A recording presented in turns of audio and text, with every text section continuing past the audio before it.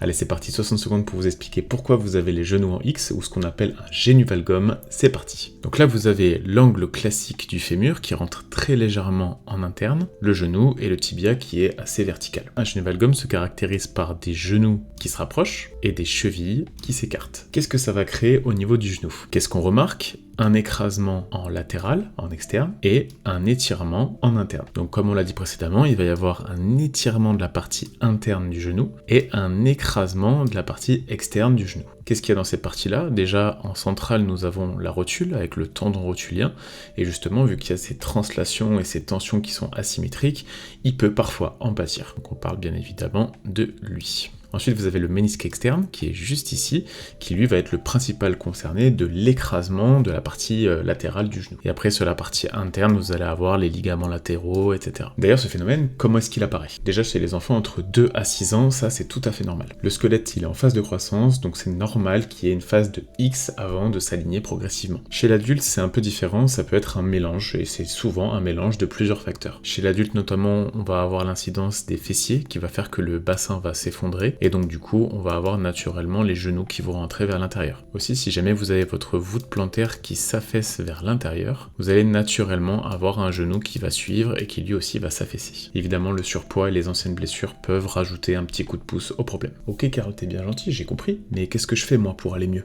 Eh ben je t'explique ça.